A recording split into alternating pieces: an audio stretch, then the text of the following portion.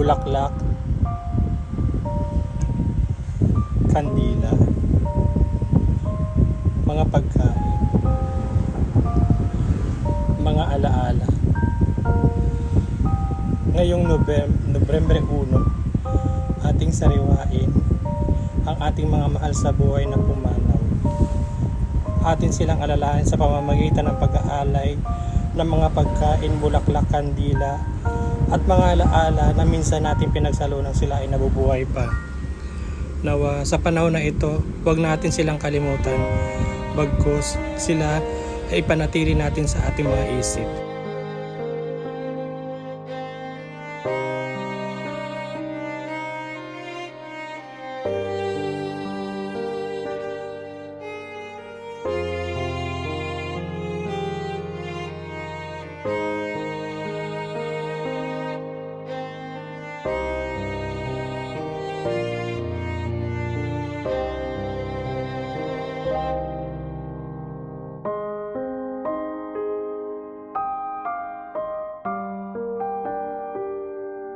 At dahil maaga pa lang ay nagbantay muna ako ng tindahan. Hindi ko nga alam kung mag-almusal ba ako ng tinapay. Kaya uminom na lang ako ng tubig. Kape yung ininom ko nga pala kanina. So nagbihis na nga pala ako nito, no? Hindi na ako naligo pala ako kanina, hindi ko na lang pinakita. Hinihintay ko na lang yung mga magiging makasama natin para mamaya lumabas na ako dito para mamaya ready na. At diretso na sa papunta ng Pancho sa Tibag sa may sementeryo. At meron na nga pala akong dala ng mga kandila, lighter, mga candy na paborito ng ate ko pagka kumakain siya, kahit pa paano mga ganun-ganun lang. Ayan, dumating na yung hinihintay natin. Sila yung mga kasama ko sa pagpunta sa Tibag,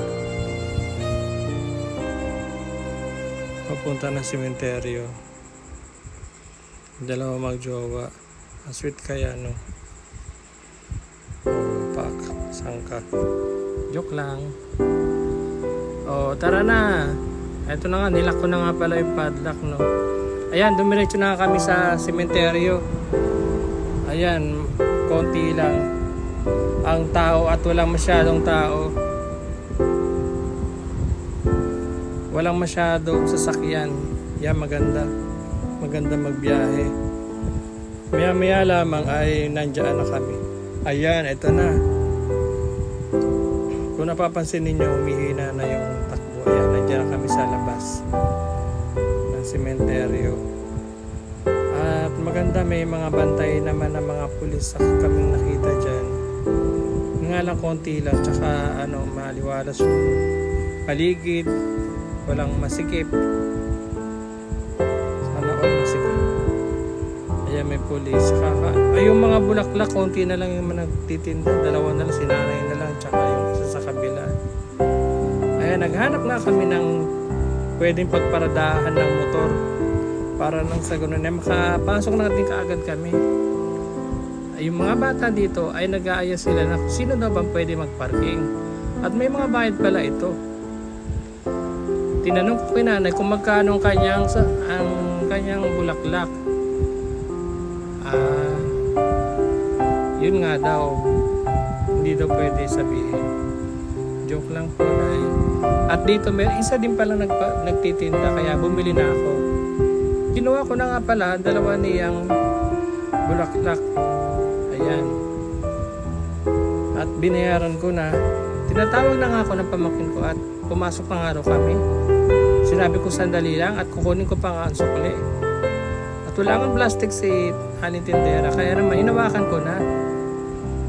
Ayan, pumasok na nga pala kami sa loob para makapagpulos na rin kami ng kandila. At sinabi ko nga dito sa caretaker ng Pancho o ng sementeryo na pakitingnan na lang itong motor namin. At tinanong nga din namin na talaga bang bawal or pumarada dito. Sabi naman niya, hindi naman daw. Basta mabilis lang naman daw kami. Sabi ko, opo, sandali lang naman din po kami. So ayan, pinabantay na po namin sa caretaker ng sementeryo itong motor namin. Siguro naman wala naman magkaka-interest dyan. Ayan, at maya-maya nga po ay tinawag na kami ng mga kasamahan namin para dumiretso na kami doon. Alam nyo, nakakamiss talaga minsan pumunta sa cemetery, lalo na ng mga kabataan namin. Yung mga kandila kasi, yung mga tinuturos, ay pinagsasama-sama namin at ginagawa naming bola. Talaga, mga kabataan noon. Marami din naman kami makikita mga bata na ganun din ang ginagawa. Kinukuha nila ang mga kandila na mga wala nang may-ari. Hindi nga din talaga may iwasan sa cemetery na maraming mga kalat na mga Pinoy talaga. Hindi sila kumukuha ng sarili nilang basurahan. Kalagay sa plastic para ilagay doon ang kanilang mga basura. Kita nga namin ang aming cemetery ay ng aming lapida ng kapatid ko at ng bayo ko. Ay nilinisan ko na kaagad ng tissue. Hindi nga pala kami nakapagpadala ng mga panglinis dito katulad ng mga walis tingting at basahan. May nakita nga pala kami dito ng bulaklak na parang ano lang yung na bulaklak na maliit. Sabi ko nga sa pamangkin ko, kanino kaya ito? Sabi niya, baka yan sa kanila sa mga anak niya. Pero sabi ko nga, hindi man lang nagtulos ng kandila. Maya-maya nga lang ay kinuha na nga namin ng kandila at naglagay na kami ng mga bulaklak para makapag-umpisa na kaagad naman at walang hangin. Nung pumunta kasi ako dito, nagsindi ako ng kandila, ay sobra talaga yung hangin. Hindi na nga alala ko nga pala na kandila, isang punggok na kandila. Kasi kung mahaba, mahirap ipatayo, natutumba. Pinasindi ko na nga pala sa kasamahan ko na si Ryan yung kandila para matapos na at para makapagdasal na rin.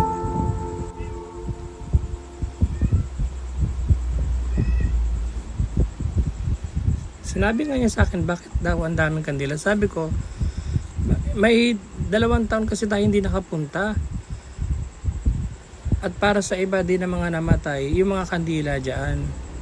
Wala mo sa mga tiyahin mo na wala na. So talaga nitong lovers na to, no? Oh, pa-cute. Yun lang. Oh, sinabi ko nga dito kay Ryan na magdasal na para makauwi na kami. Pero sinabi ko, maya-maya na magdasal na siya ng medyo habaan na niya. At yun na nga, nakapagdasal na nga rin siya. Sabi ko ay dumaan kami dun sa kabila. Dahil may mga kakilala ako dun na baka makita ko at mapagdasalan or makita ko yung ano nila, puntod.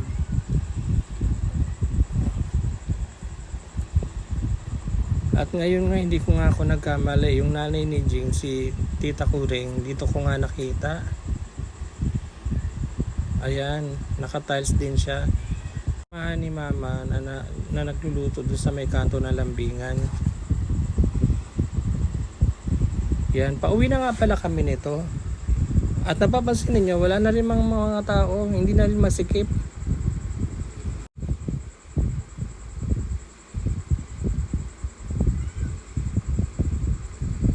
Shout out nga pala sa mga nagla-likes ng mga video ko. Salamat nga pala.